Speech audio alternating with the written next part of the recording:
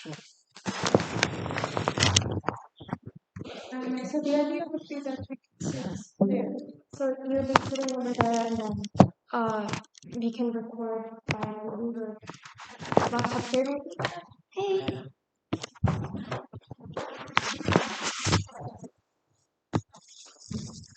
Do you have a Wi-Fi code? Are we allowed? You don't need Wi-Fi. Yeah. I don't need Wi-Fi.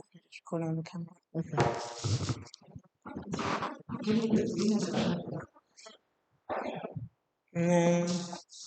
Where are you sitting? She'll be sitting like over there. So anybody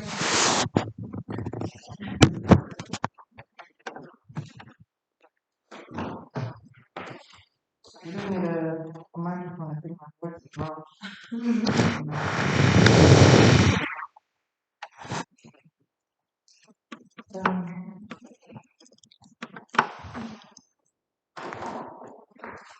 Can I get a number from to help me?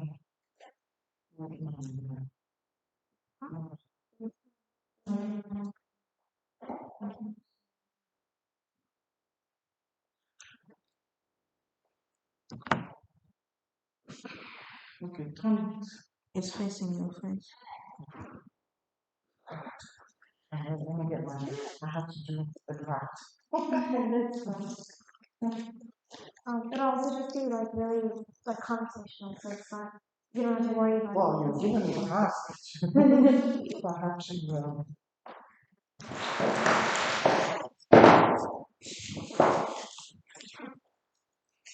Thank you. I have to come.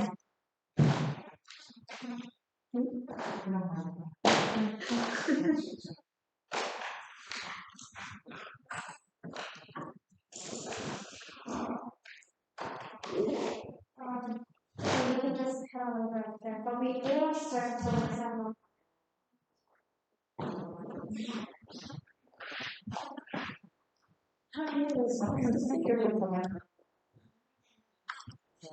Okay, sure. Oh yes.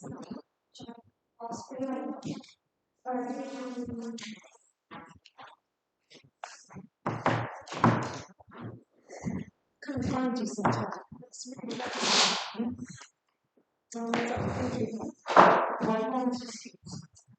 Here, but I think you're kind of centered in the.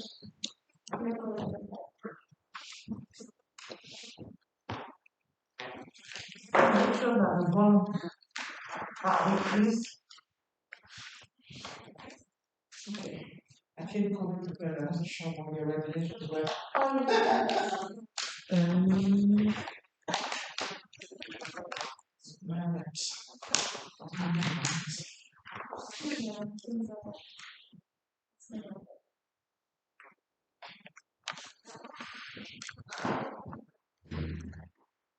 It's a live video. Is it supposed to be a live video?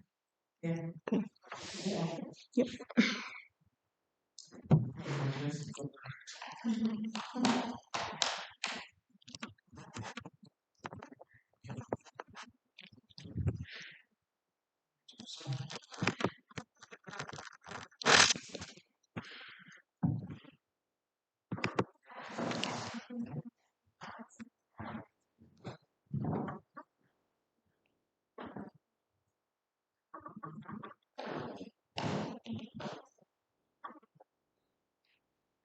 Because I have some. Or either do Nigerian time. I can tell you this. If they are. So how did you come around? Came in through the. How did you come? Came in through the main entrance. Yeah. Actually, no, I didn't because I came to go to the main entrance, but there's another entrance that just says QC room. Downstairs. Yeah, it's near the main entrance, so you don't see it very easily. Yeah. Well, you know you're Yeah. giving a lecture. She was my teacher. Oh, so start you. If only the two of you know this. Do you want me to take photos? Yes, please. Some photos and send them to you. Yes. Let me give you that. You got You the guys message. need to take pictures for your website and Light behind you is so beautiful. You're kind of touched by rays. okay. Anyway, we can start whenever you're ready. So if you want to. Shall I give you the? That's one. Yeah.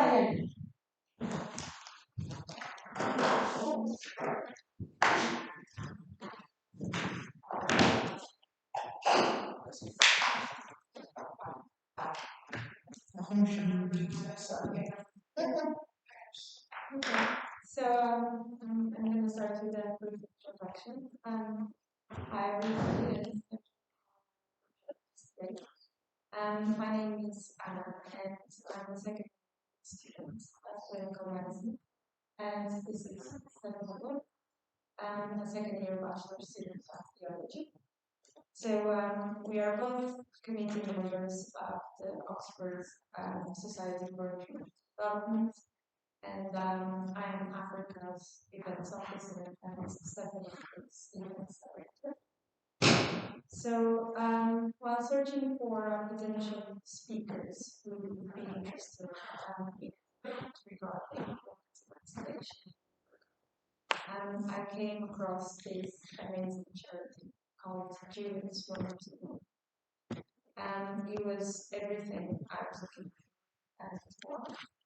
And besides learning a bit more how gender equality values have evolved in African communities, I could share with you the values of this charity, raising some awareness and spreading the word about its existence.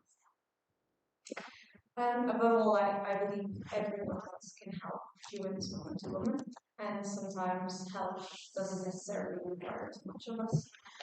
Sharing telling our friends about it, contributing with small donations, or just drop by the Temple Square charity store, where you'll find exquisite clothes and accessories, which will revert to funding the amazing work of this association. So I haven't shared many details about the charity, as this will be the first question of this interview.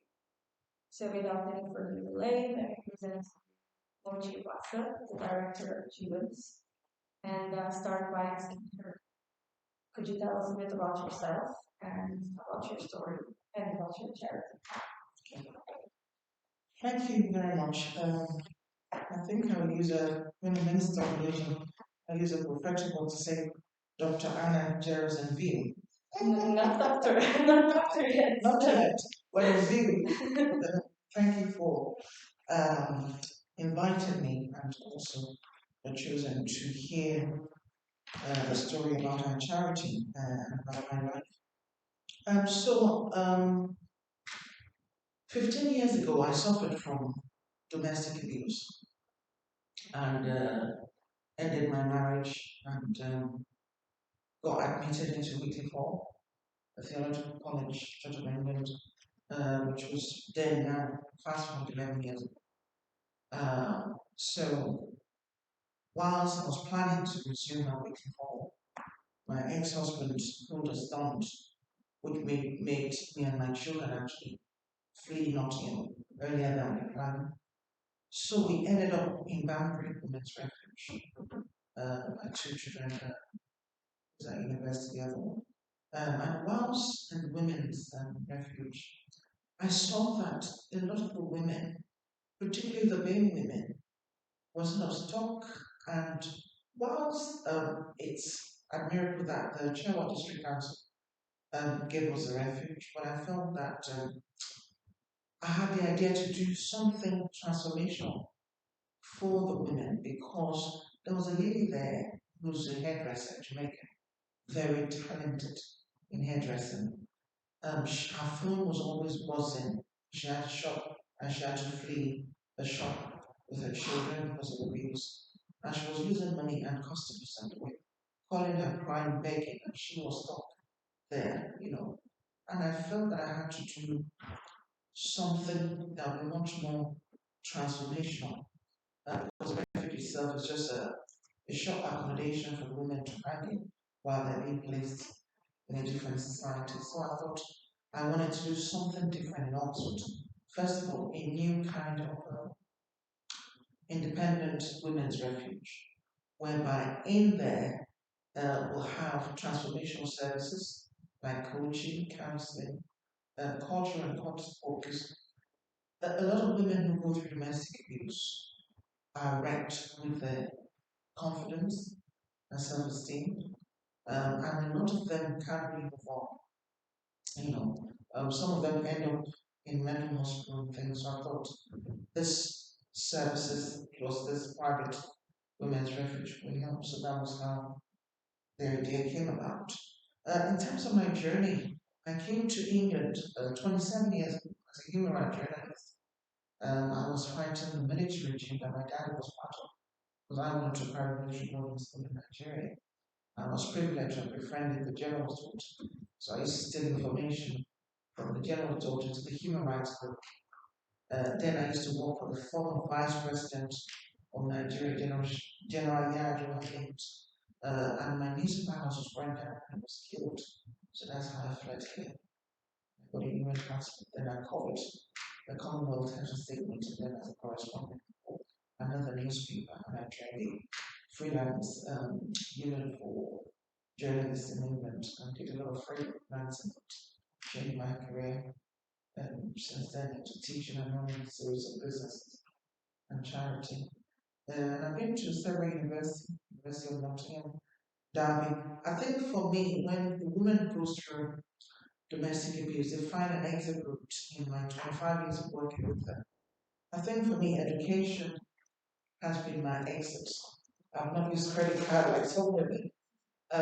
Yes, I'm overhead, but I've not done drugs for. I've just been going to different universities. So I did international relations at Nottingham University. I did teacher training at Nottingham Trent. I did a business degree at Derby. I did coaching and counseling at Warwick University, certificate courses. Came to Oxford to do theological training and also studied at University of Wales in theology. I'm currently doing an online MBA credit management with the Northwest Business School. So I think education for me has been my exit to cope with my experience and has really helped my journey. I was also the chaplain volunteer at the mental hospital here, also a volunteer chaplain at the second largest female prison in England, Nigeria. So that has been my journey and I've two biggest ones I really. One is here, so upset, I should say. Thank you. That's very She impressive. wants to be a forensic psychologist or detective.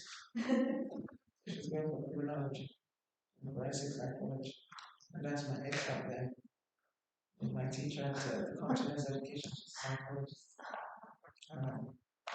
So that's my background. Thank you. So, the next question we have for you is, so what are the main purposes of your charity of Children's Volunteering? Is really to, initially was focused on baby women, baby black, African, Caribbean, ethnic minority women, to empower them to, because we couldn't raise £500,000 we needed for the women's refuge. Will have been Oxfordshire First Independent Women's Refuge, which is an accommodation for women in domestic abuse. So we couldn't raise that. So a council official advised that we do the counseling and other things that we had set out to do. So it's really to empower them to transform their lives from this crime that wrecks their confidence and self-esteem. So we provide coaching, personal development coaching, life coaching, employment coaching.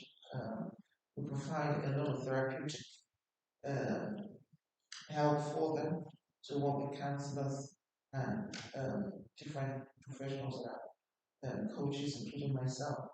We provide court support for them. So we've got some solicitors who do pro bono work for us. One of them, Duncan Lewis, one of the top solicitors in England, and some other ones. They help us, and Topin Miller also helps us in the area of accommodation, information, and things. So we provide court support for these women. We have been able to help 5 women get their children back adopted their partner. 2 women were stopped from being deported by their partner to be able to support them in death. To remain 3 women who were going to be suicidal. Stopped from that. Several women press and so on trains US. So that's what we have been doing so far. So, next question is, who provides you with all the amazing clothes and accessories that you have at the charity shop in Vancouver? We've always used social enterprise as a lifeline for all the charity because we've been running for 10 years without proper funding, police salaried. So we used to have a stall at the Gloucester Green. Was a childhood friend of mine who's famous in Nigeria came to us to visit me and initially donated some of the costume because she was a little actress and actress. So she donated a lot of costumes for us as African attire. Then the Nigerian community, locally and nationally, donated some Nigerian African clothes. Then we also import some clothes from Nigeria, Ghana, and all over. So we're getting a delivery of the recent one we've just imported by Saturday from Nigeria. So it's a mixture of donations and what we import or buy from them. Obviously, donations buy from London. Then, as I understand, these clothes and accessories are mostly typical costumes and clothes that women would wear in African. Yes, the majority of the clothes in the shop at Temple Square are female clothing, but we didn't exclude the men's, we have some men's tops from Ghana and Nigeria as well. So they're a mixture of casual wedding, we even have American dresses for your ball, and you have prom dresses for them, not as my girl. It's really good when we finish, you have a prom on the 19th or so we have a mixture of party wears, weddings, prom dresses, American wear, we have Asian clothes, we have casual parties. Yeah, I've been there, and it's always so restaurant encouraging to visit.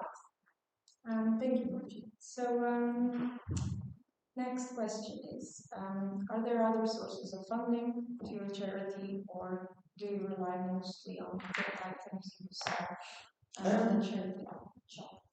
Okay. We've been funded in the past by the Oxfordshire County Council, the Innovation Fund, West Oxfordshire District Council, which is Whitney, Leicestershire Community Foundation, Oxfordshire Community Foundation, and some of the councils who are empathetic towards what we do have part funded us, but we're desperately now looking for funding because the way funding works is given for a year for a specific project for a month, so it depends. So we always run out of money all the time. Always desperate for funding. But the shop, the enterprise is just an interim to help us with whilst we're looking for money from the various um, foundations and trusts. We just had a letter from the Bishop of Oxford for the first time in 10 years. They're giving us some small bit of money, which is a lifeline. There's some women that have been waiting for treatment, counseling, and coaching, so just been aligned with the professionals as well, working with most of those coaches and counselors are from different parts of England, so they work on Zoom with them. So bishops coming and so we've sent out about 300 letters to various foundations and trusts and we expect doing not so oh we had £100 from your college here and some of the colleges have written to us that they didn't have a meeting and get back to us. This was written to all the colleges. So we'll see. Thank you. That's helpful. That's helpful. So yeah, to brief everyone. So what type of support does your charity mention? I think it's mainly mental and psychological well-being support. So I'll give you an example. One of the ladies was having panic attacks because her child was stolen by the ex. And most of them, if interventions are not put in place, they end up in a mental hospital, mental breakdown. A lot of them are suicidal. Most of them are depressed. So what we do is to bring in professionals to work with their minds through therapeutic treatment. The coaching has been the most successful tool because coaching is different from counseling. The coaching gives them targets to achieve. The coaching guides them to a place of functionality after the therapy. So it does help them to move on from therapy. Provide integration support for some of them, provide court letters um, for them when they have court hearing. The court looks favorably on anyone with letters from domestic violence agencies or charities and states with evidence that they're going through domestic violence. Sometimes a lot of these women cannot evidence their abuse because there's several kinds of abuse, mainly psychological. The physical one is when the man punches the woman that you can see, but 95% of the abuse is financial and psychological. And some of these women are not literate enough or organized to record the evidence. And the court, there's what you call fact finding, is a term the opposing person as the partner uses to quash their claim.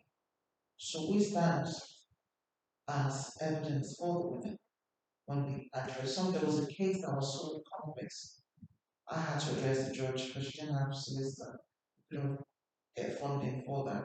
So I had to be the solicitor for her. So I sent about 100 documents to court, using my journalistic skills to help her. She won her case.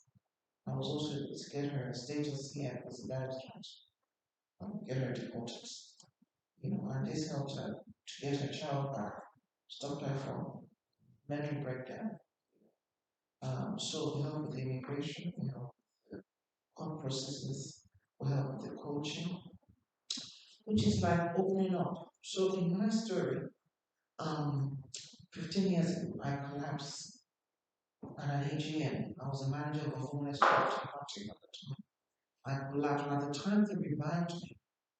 The doctor discovered I developed hypertension, high blood pressure. And the doctor knew my story because then I was a pastor of the church and a community leader. I was running the first African charity at the time. And the doctor said to me, well, you've got two choices. Whether you continue to endure your bills and hide it because you're a pastor and African leader and die, pick your kids and run and live one of life for all women. So I took the later advice of man. Kids be one and so they require this mental and well-being psychological support for them. Because domestic violence makes some of the women want to commit suicide because they believe that some of them as intelligent as some of them are. In fact, it took my admission at Weekly Hall, having been to about 6 universities prior to coming to Weekly Hall, including SOAS and London, for me to realize I'm actually smart. Because it was when I was given the admission in Oxford that my brain clicked and said, oh, I'm actually not dumb, as my ex-husband used to say. I'm actually smart. Because what I've been brainwashed is that I'm dumb, I've got no future ambition, I'm useless. So it took the admission at Oxford University. I had to check the letter again to actually open my mind that, oh, I'm actually not that. Somebody sees me smart because the crime robs your humanity as a person. And a lot of these women are demeaned mentally and psychologically that they wreck themselves as well because they've been told negative things every day, you know, and they don't see themselves as useful. So a lot of them self-harm towards themselves. You know. So it's a very debilitating crime mentally for these women. Try to make them confidence, give them back their human rights, if they give them back their talent, because a lot of them are very talented. Some of them even higher. They are directors of companies, project managers, that this thing has really robbed them of their identity and who they are. It affects their job, they quit their job. I've got a very current case, the most expensive client that we bought. She's gone through about 7 professions. And she was a cashier at HSBC Bank. In the last 3 years, she's not done any job. And she's always scared to come out.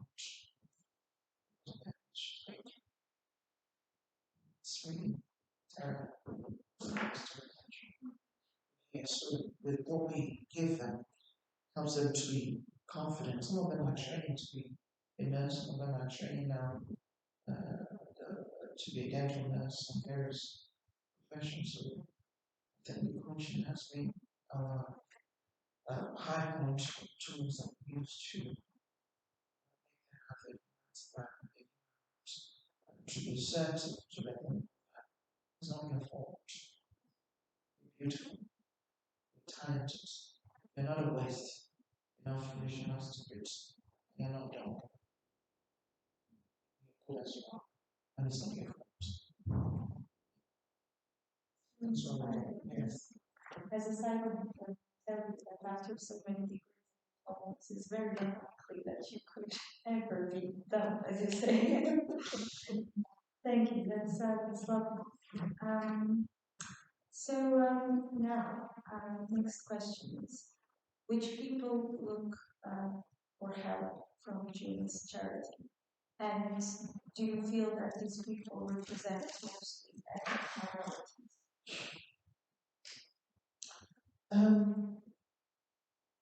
We started mainly to look at helping the ethnic minority women because they're often voiceless, they're disadvantaged due to lack of language barriers, immigration issues. A lot of them with immigration issues will not come forward from compares some women. Augustus wife of John some women have, at least I know about 10 women with high blood pressure like myself who will not come out. You know. So we focus on this ethnicity of women because our culture, our ethnic culture, ostracized women like myself comes out. I'm seen as a feminist, I'm seen as a bad egg. You know, so I lost a lot of friends. I was isolated. You know, the culture and the community is not happy that you come out. So a lot of this black ethnic Asian minority women are not able to come out. So we focus on them. Well, last year, January, we did open up to European women as well. Our priorities in minorities women are often disadvantaged. In fact, the police called me to a meeting and said that they're struggling to have the women come and access the services that they offer. And police are called to the schools all the time while the big community women want to come out. And I did a research with the police and I said, oh, the women said that they can't trust the police, they can't trust their so-called therapy center run by English women because they don't understand their culture, their language. They wanted somebody to represent them.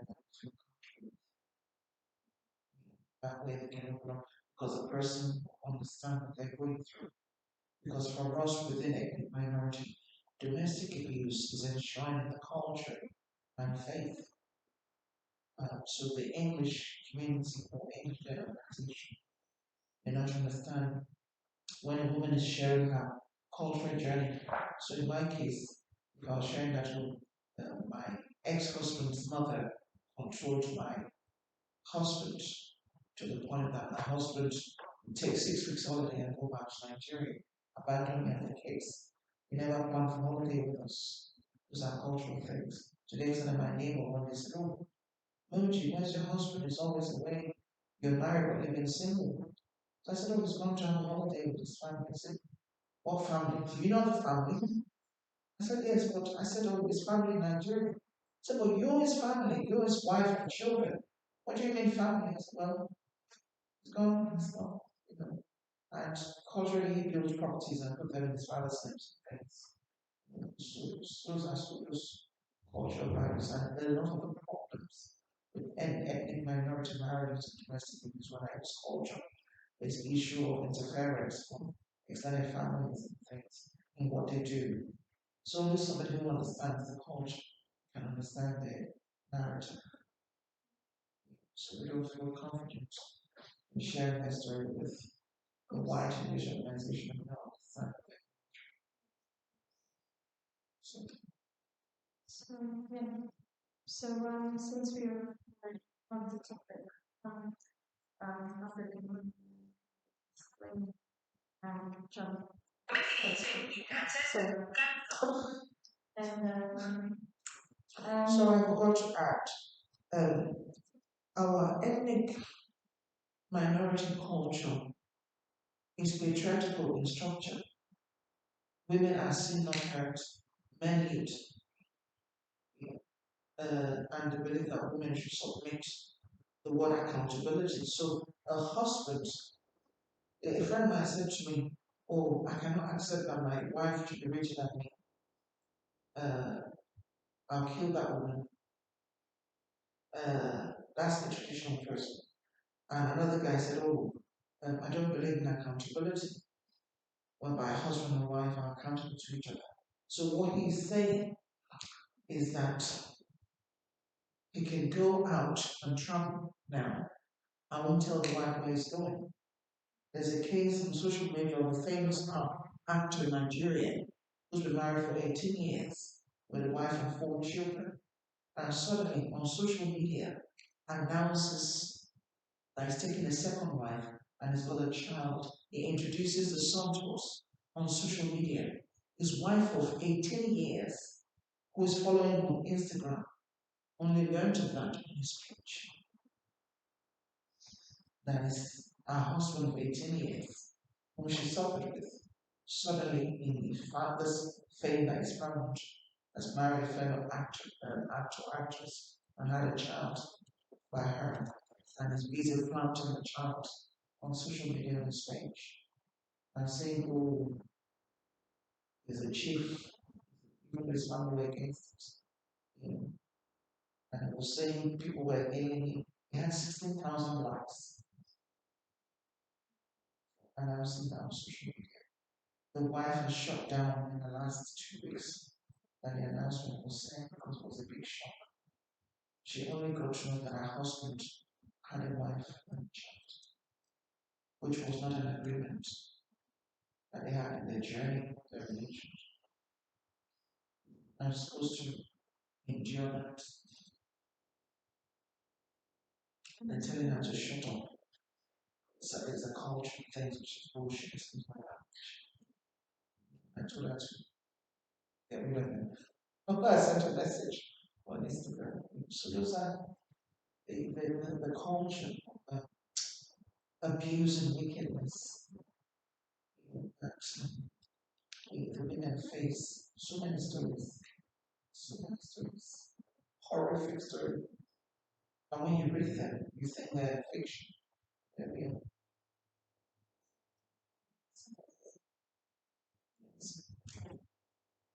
um yes. So since we are on that topic, how skip the next question, which you can ask. So at your stage, I'll ask you what you think about roles. Well,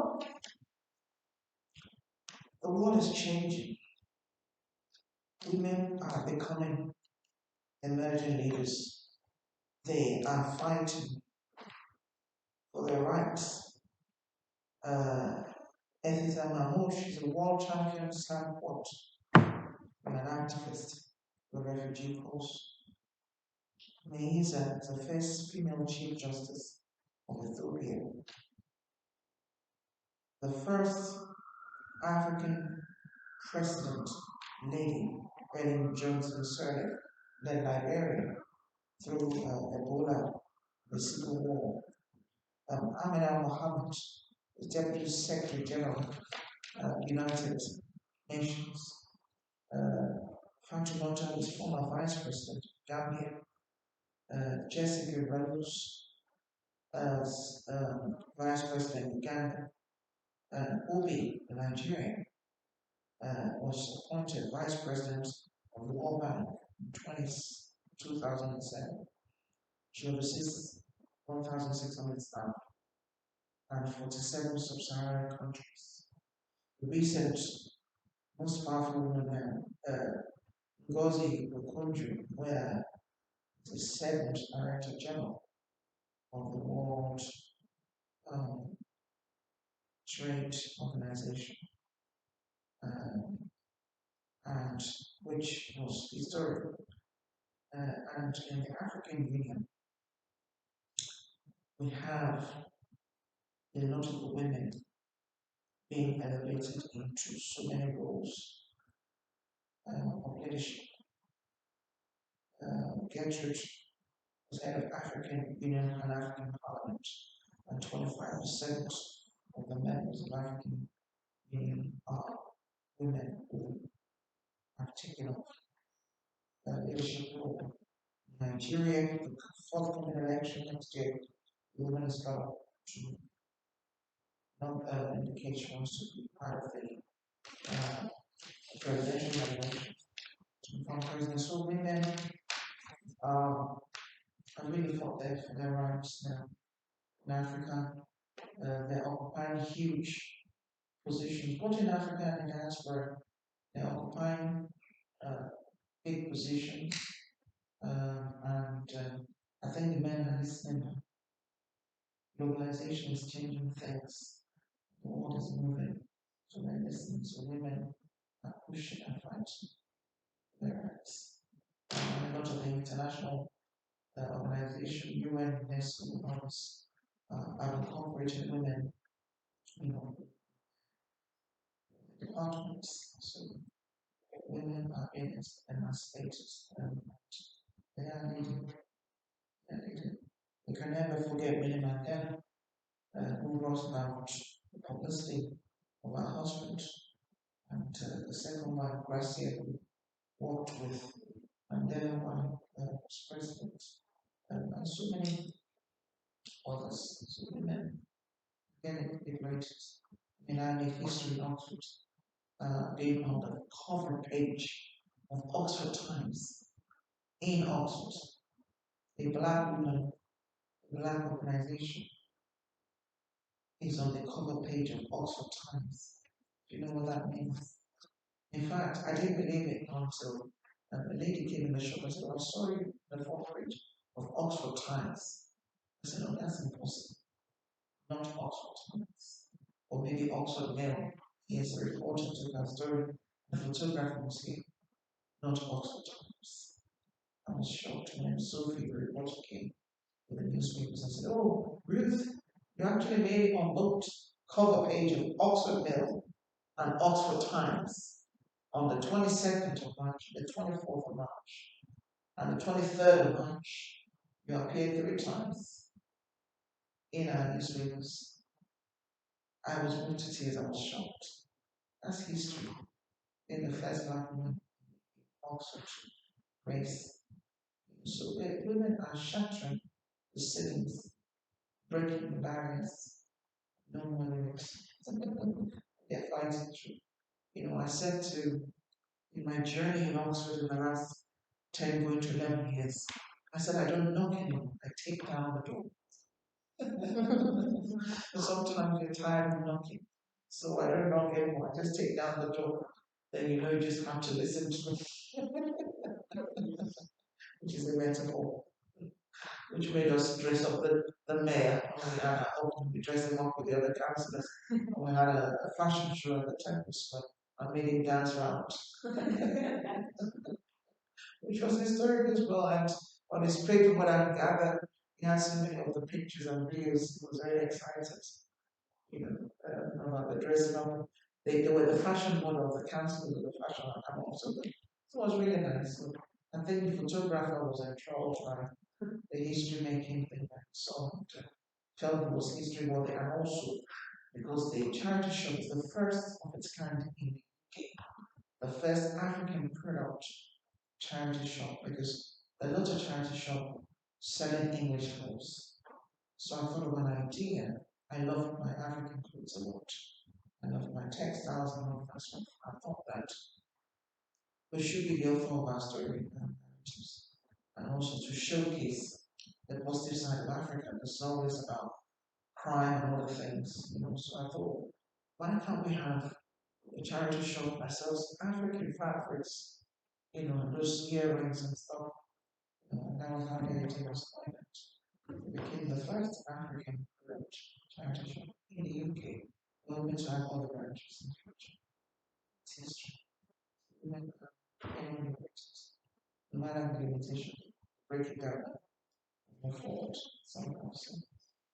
So, have you ever a side question? Do you feel that it's that women that get into higher positions and roles in Africa go through somehow dangerous life, or you think that? Yes, they do. When we use the word dangerous, there are two things that happen. Um, the sex for position is always there. So telling my story about my friend, my childhood friend, she's a famous director, movie director. She's won so many roles in her television series in Nigeria, and has been the director for 20 years. She's run a company for 20 something years.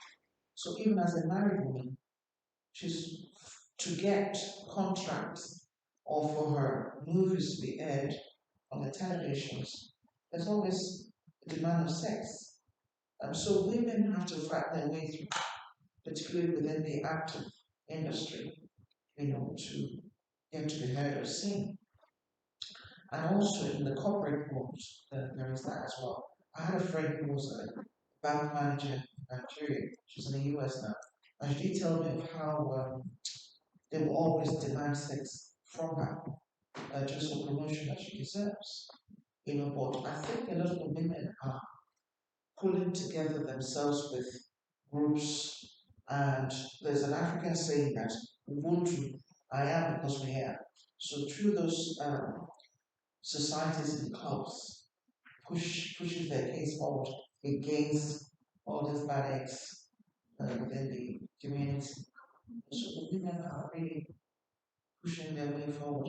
And I think the men, and I think governors and presidents in Africa, I've just wrote out names of women who were vice president and president. So I think the men also realize the role of these women, and that they realize that some of these women are well versed in their knowledge and skills, and you cannot deny the competence of these women, and this is a human right and their competences to get these positions without sexual position. Some of them study in Harvard, Oxford, and things. So they're pushing their way through, and are also acknowledging that they are pregnant. So, Probably a higher representation of women in politics and so on. Probably. yes, it has. It has. The current um, leadership in Nigeria has a very high proportion of women. We did have a deputy governor of Lagos State as a woman. Some of the states have women. My state also has a deputy governor. I mean, if I had listened to the initial leaders when they started, because I was part of the Democratic group here, I would have had a position as well. But I didn't feel led to go back to Nigeria. I felt that my work had not finished here, so I didn't join the Democratic group that we had in exile. Most of them had more in the government. Yeah. So if I'd gone back all of my positions. So I think they've increased because they realized that women cannot be dismissed anymore. They cannot be in that box of women are single mothers. They realize how instrumental they are to their journey, their political business. It's increasing.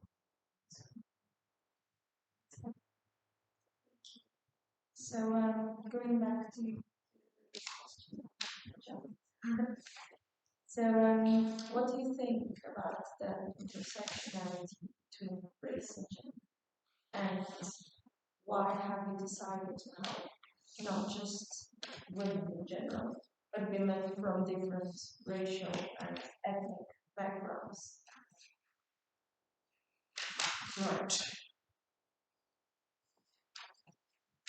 Next one. No, that's correct.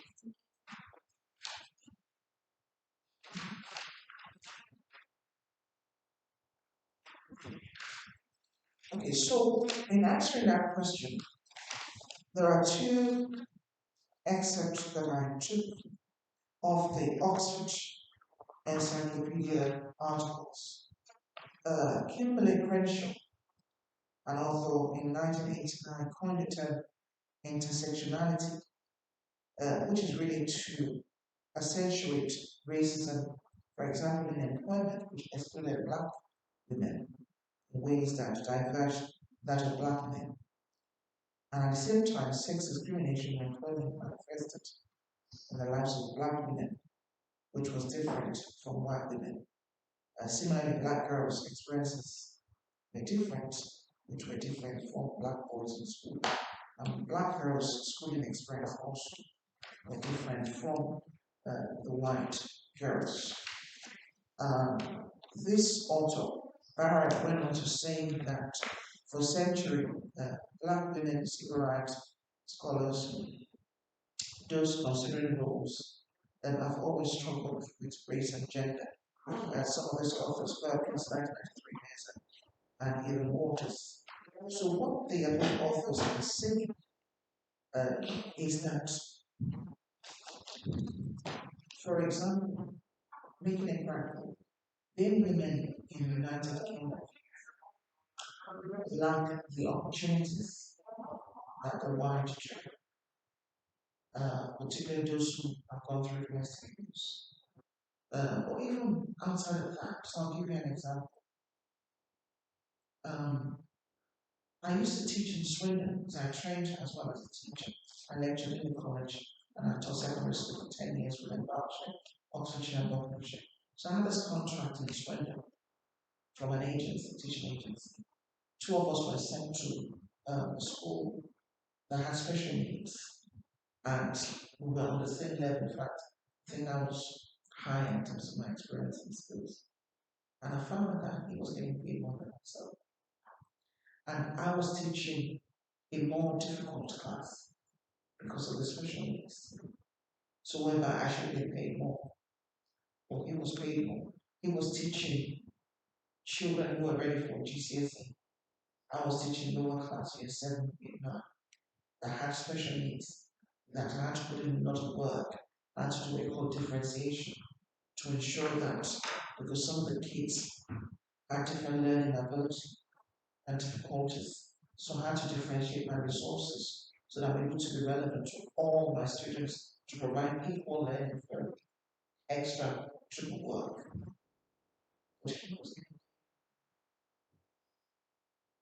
That's the screenshot. I applied for a job a couple of years ago at UTC, secondary school in Discord, that I put there on Indeed, permanent business teacher. So I went for the interview because I taught business. went for the interview and said, and I asked the Lord, I hope it's well, and he said yes. And they asked me why I was resigning from my previous position. I said, oh, I was a temporary cover for a year, I wanted something permanent. They said it was permanent. Guess what? I got the job. They gave me a temporary contract.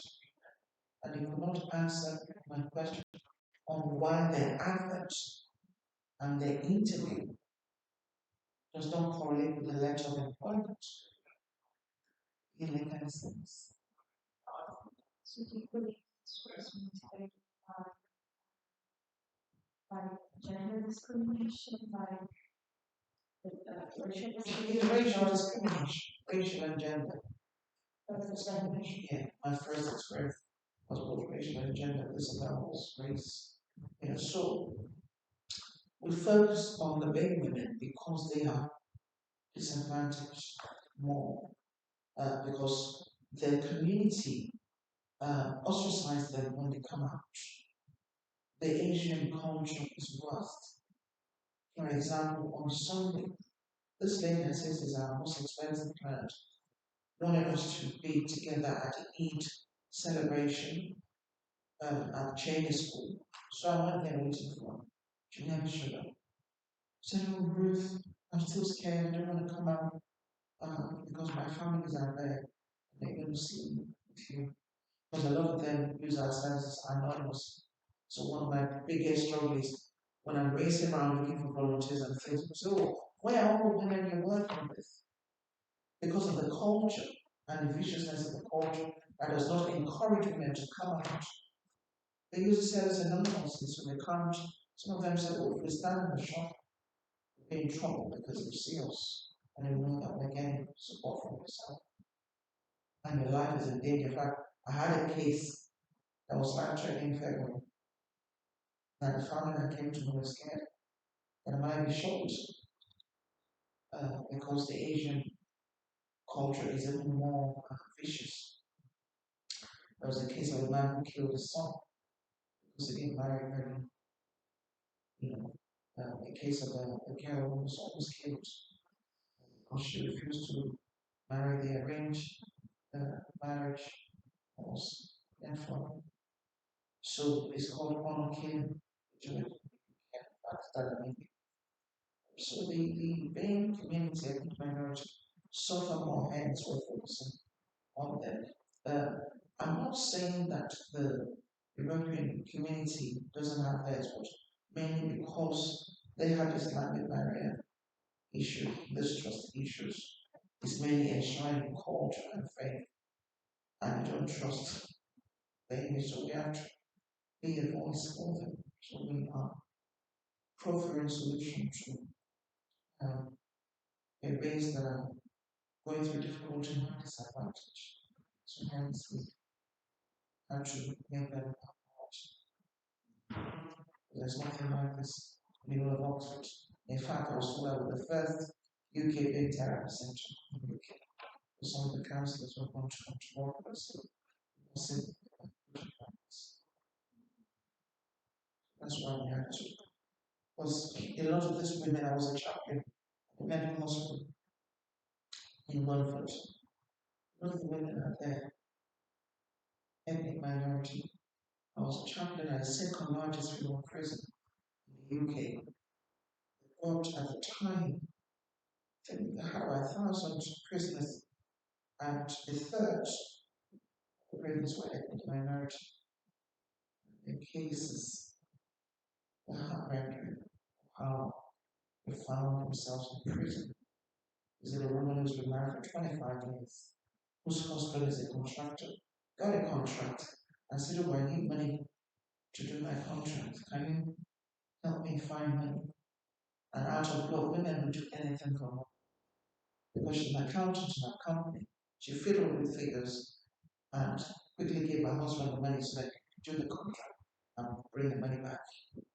Guess what she did with them? Fled to America with her best friend, married her best friend. She was in prison for 5 years. In prison, she broke down mentally. She was in a wheelchair, high blood pressure, diabetes, and also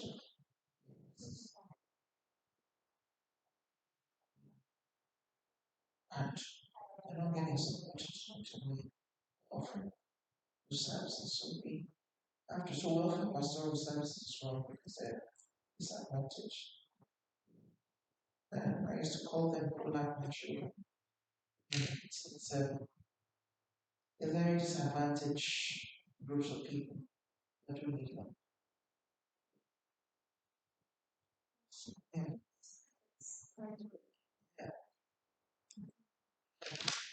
Um, Sorry, we just don't really have that much time anymore. So we'll open the floor up to some questions from the audience, and if we don't have the floor, I'll have the last question from us. So does anybody have any questions? Yeah. So my question is this, and I think you gave me a little bit of the answer of this. It's really wonderful to see all the women changing and becoming more empowered and having these big responsibilities, very big roles. And that culture has changed enormously, it looks like to me, from the past 10 years maybe. Yeah. What about the male culture and the investment in like educating some of those males? Or how can we go about changing the cultural differences that are there? Or do you think that's impossible because it's entrenched in, like you say, in a religious belief and a big cultural issues? I think that's a fantastic question. Um, what is going on and what is being done is that some of these women are educating the men, and there are some organizations that educate the men. But it's unfortunate that a life has to go before this education happens. So, an example, there's a gospel artist called Osinachi in Lagos, Nigeria, who just died from domestic abuse. Her husband whacked her head with iron, and for years had been abusing her. And the pastors and the leaders sort of looked the other way. Her death now has sparked a rife of discussions and orientations toward focus men, even the pastors, because one of the main problems in the church, we're looking for funding to go around faith organization. Because as we speak, the 17-year-old was pregnant because she was exposed to abuse and abuse, and mom had to kick her out. She's pregnant. So we are reorientating people and pastors because the pastors will often tell women to go and endure. There's a case of a woman in Nigeria, the pastor said, "Oh, go and endure. Whatever your husband wants you to do, you should do it. And even if your husband comes late at midnight, you should still be awake to warm the food for him." So this woman obeyed the pastor, was up till midnight, having to let the children all day and gone to work. And the husband came and she offered food, and the guy said, "Shut the F off, I don't want to use that word. And I asked her for food. I smacked her head with a beer bottle. She died on the spot. And when her mother, whom she had fled to in the past, and the mother drove her back, heard that her only child was an only child died, she ran mad. It was too much. At the time, she said she couldn't have her daughter at home because it's a disgrace. But now she's got the dead to she lost her mind. So the orientation will start from the mosque, from the church, from the governor's house, from the president's house. There's some point of work that has been done. We're planning a project to go around the imams. We've had a conference, an interfaith dialogue that we're putting pastors and imams. We discussed this on Zoom during COVID, and I hope we should now do a physical one to go around the churches and speak about educating the men, but also educating the women as well. Because sometimes women feel that they have to obey the pastor, and that obedience is guided, or end up with debilitating illness like I have. Before I met my ex, I didn't have blood pressure. Now I'm bound for life with tablets, taking blood pressure. I used to be a size 12. I'm 24. So I think it's reorientating the men, but most importantly, equipping the women so they can run for their life. Very Thank you. Oh, but that's a question. Yeah. I was also thinking in a way that sometimes the way in which the mother runs the household and some of the knowledge that is communicated from mother to son may be a new way or one way for this as well. But I imagine it takes a lot. It's a big cultural shift. Yes. It's not easy. Well, I think that education starts from home within my African context. Because when I was young, my grandma brought me up on folk tales, storytelling, something called storyteller. I used to run an African church in Nottingham. I used to do folk tales a lot. So I think those folk tales borders on values, on culture. Every time I go to teach, the whole schools know that I'm very passionate about education of the children. So they see that in me, so much so that the kids from the former school I resigned from still come to the shop. And there's three of them who's always drops in school to get attention. So I've got an arrangement with them. I said, okay, if by the end of this term you don't have any attention, I'll give you one African dress each. So they come with me to report each other. Say, oh, she got attention now, so we have to start again. Well, I'm giving them a reward to so it's okay, means we're not going to get into any trouble. And you can find that from the school because we're looking forward to the African dress. So I think anybody, it takes a woman to give birth. It takes a village to raise a child. So including the boy child. So I tell my son, yes, you've seen your dad reject you and abuse me, but does not give you any right to treat any woman, less than you. Do to others what you will have done to yourselves. It's a golden rule. So I train my son like that. So you're right, mother's passing that as well. Yes. Questions from? What role do you think diaspora has in, say, gender liberation? Sorry? What role do you think the diaspora has, say, in contributing to the liberation in Africa? A great lot. So, for example,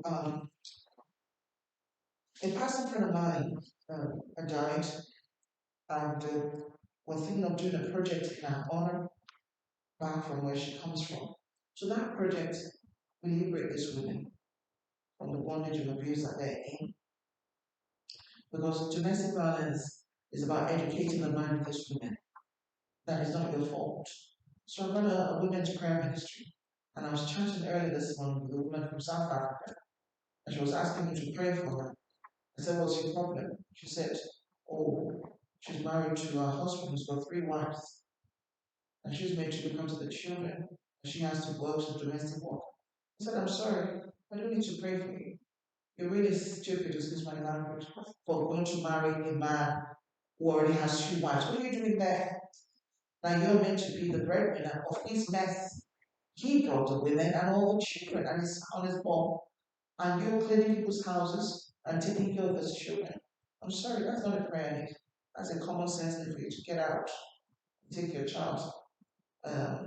Not being married is not the end of the world. So some of us push our life lessons are needed to liberate some of these women. A friend was saying she went home and saw how her sister was being abused by the husband. And she had to reorientate her mind. That open your eyes, this is abuse. This is not a marriage, this is abuse. So before she could open her eyes, so I think that is where um, the diasporans can help liberate the women out of this abuse because it's culturally entrenched, poverty, faith beliefs and things. So that's how we can help break that. I'll answer the question. Do you think that by creating like a dialogue between white women and women of colour who suffered domestic abuse, you can create, I suppose, a community where people, like you said, with the cultural differences and the language barriers, feel more supported in kind of getting out what their abuses are going to be. Yes. So, like I said, when we started 10 years ago, we focused primarily on Bay. when the last 1.5 years, we've opened up to non-paying women because I've gone to coach the group in Leicester online. Was one of the largest domestic violence agencies in Leicester in the UK, quite globally. And she's got more European women, and women were knocking on our door that really like what we're doing. Please let them in, blah, blah, blah. So I think I have to break the rule to let them in.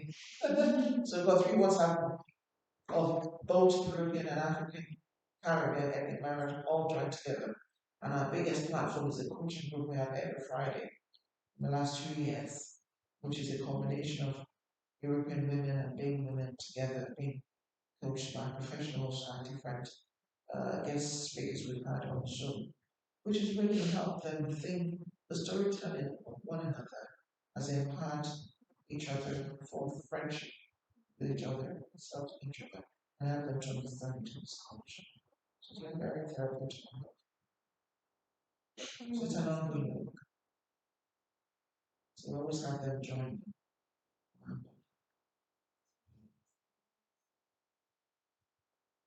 Any questions? I'm wondering, so all the stories that you talked about, they all sound very shocking to me. Yes. Personal stories of this woman. How are you dealing personally with this? That you hear about these stories every life, and you help this woman. This must be very. Some of them are gets me teared up sometimes, and I have to go through therapy myself, or coaching myself. Some of the things you hear. There was a story of a woman who I met in the shop. She came in our shop last week. She's obeying ethnic minority. She was dating an English guy for 10 years. The English guy, knowing fully well that her status here depended on him, refused to marry him, instructed that she's not allowed to get pregnant in that relationship. She cooks, she cleans, offers sex, maltreated her, and kicked her out after 10 years. Homeless, just living on the streets. To somebody else, so I said to her, we're going to help. For some stories, I have 2 women like that are heart-wrenching, whereby she's in a relationship and the guy knew that there was supposed to be a marriage on the table. If you knew there wasn't going to be any marriage, then don't encourage the relationship and use her for 10 years. There's another story about a lady who married an English man who said she's not allowed to have children. They're married. He's a divorcee. He's got kids from his previous marriage. And she's never had a child before. And he said she's not allowed to have children. And out of some frustration, she had an affair and it resulted in pregnancy. And he divorced her and abandoned her with the child. The child turned to be black.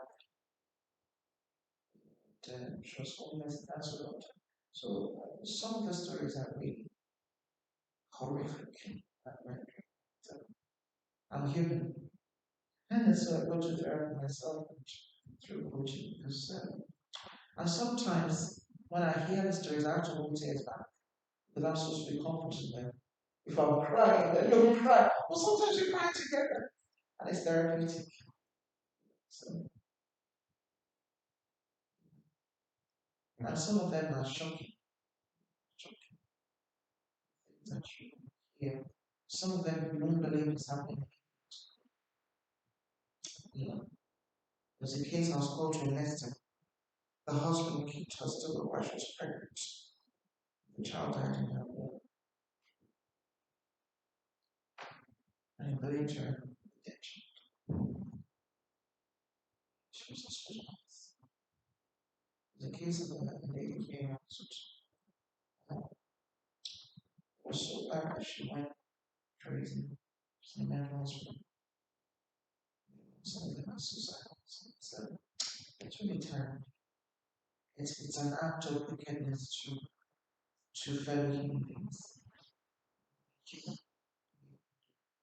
And in my 25 years of working within the pastoral sector and within the assembly, I found out that even as a teacher in schools, some of these kids been exposed to abuse. I found out that some of the non-ethnic minority or psychologically from my training from Ana, because Ana taught me a lot at the continuous education department. And I think the course that we took, um, psychology disorders and things that, some of the things that I recognize that some of these guys are recycling, but they've been exposed to as well. Because children mirror this. So, like the 17-year-old I said she's pregnant, she's observed her father beat her mother, whereby the father is no longer with them. Well, her mother is sitting on the bed, she takes one and pour water. Mother in bed, and also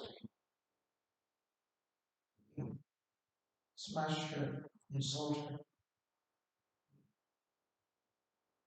She was so helpless that she couldn't. So children recycle what they see. So these men who were boys are recycling. They've been exposed to. So that's one of the key things when we're asking for funding. We're hoping to do some project with children. We try to tell police or the funders that please. We're trying to work with women and their children so that the children can be reorientated mentally, psychologically, that they don't need to recycle what their father has done. It's not natural, it's not a trophy, it's not a reward, it's not gold. It's an act of man-made humanity to man. So that's one thing, the message that we give to families and work with women and children. Work with women and children as well in the sessions. All right, well, I think we're out of time now, so I think we'll have to wrap up here. But I really hope that this event, like you said, help raise awareness about your cause and about your charity, and that's like people went away from this event and know a little bit more about what it's like, what else to raise more funds. Yeah, so we're desperate for volunteers. 3 ways. We have a shop.